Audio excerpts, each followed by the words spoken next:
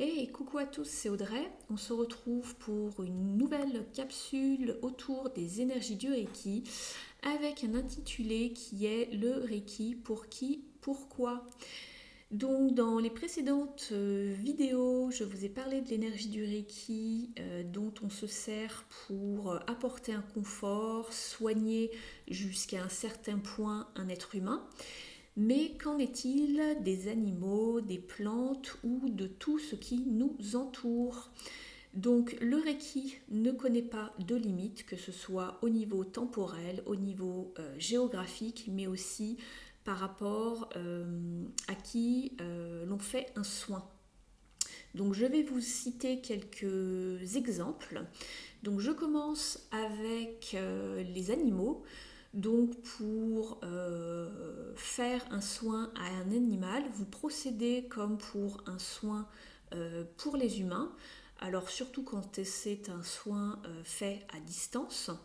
Et en présentiel, il suffira juste de bien faire attention d'être relaxé, d'avoir une approche très douce, bienveillante, ne pas être énervé ou trop rapide, puisqu'en effet les animaux ressentent beaucoup les énergies que l'on dégage, ils ressentent beaucoup les énergies qui les entourent.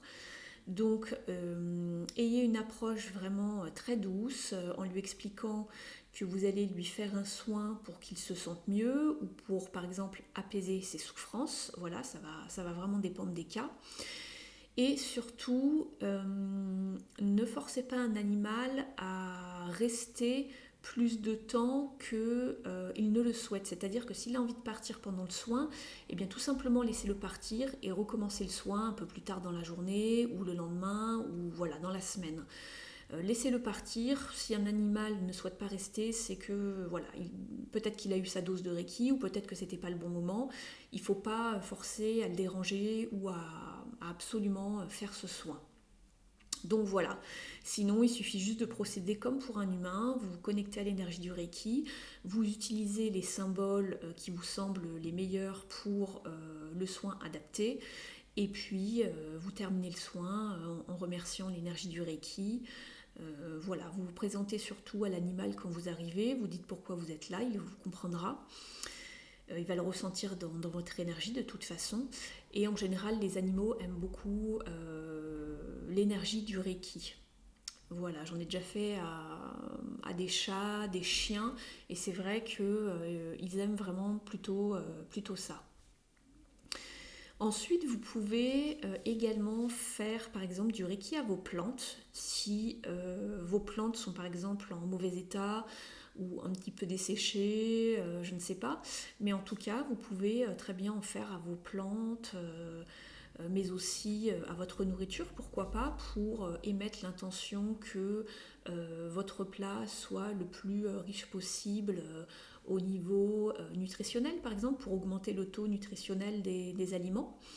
Vous pouvez également faire du Reiki à de l'eau, pour par exemple changer le goût de l'eau si vous estimez que le goût de l'eau ne vous plaît pas, mais aussi pour en changer son énergie, tout simplement, pour qu'elle vous apporte beaucoup plus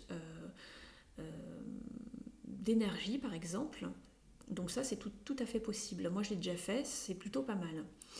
Vous pouvez également changer, par exemple, vous pouvez faire du Reiki à vos médicaments, si vous en avez, et mettre, par exemple, que les effets secondaires des médicaments s'en aillent. Ça, c'est possible. Moi, j'en ai déjà fait pour des antibiotiques pour ma fille, qui lui donnait vraiment des maux de ventre, etc. Et vous pouvez faire quelques minutes de Reiki à vos médicaments. Donc ça, c'est tout à fait possible. Et j'ai noté quand même une amélioration et il y avait beaucoup moins d'effets secondaires. Vous pouvez également faire du Reiki aux objets. Alors oui, ça paraît un petit peu bizarre, c'est pas la première chose à laquelle on penserait, mais vous pouvez par exemple émettre l'intention de réparer un objet. Alors par exemple, je vous donne toujours un exemple concret que l'on m'a soumis.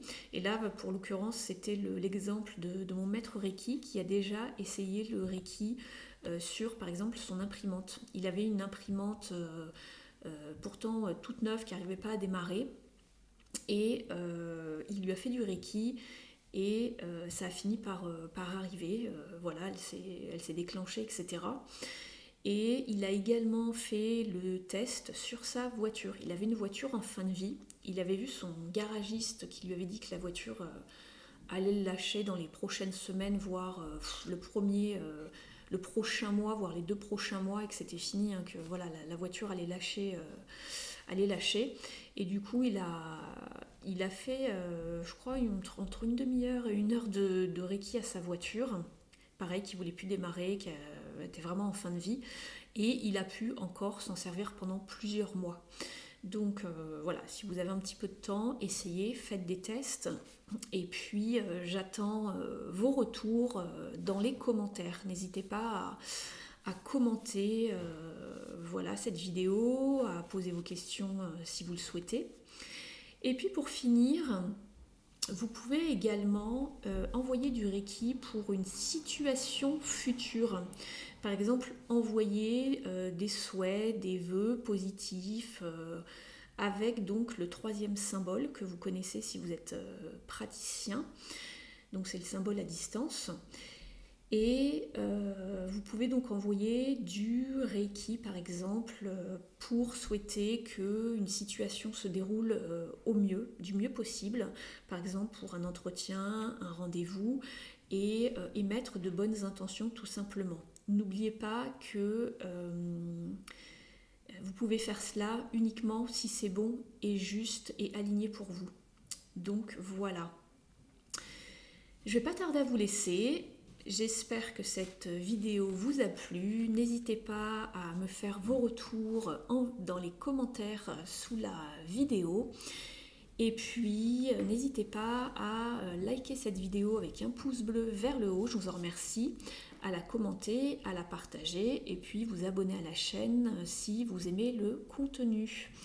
Je vous laisse et puis je vous dis à bientôt pour une prochaine capsule autour de l'énergie du Reiki. Prenez bien soin de vous tout le monde. Ciao!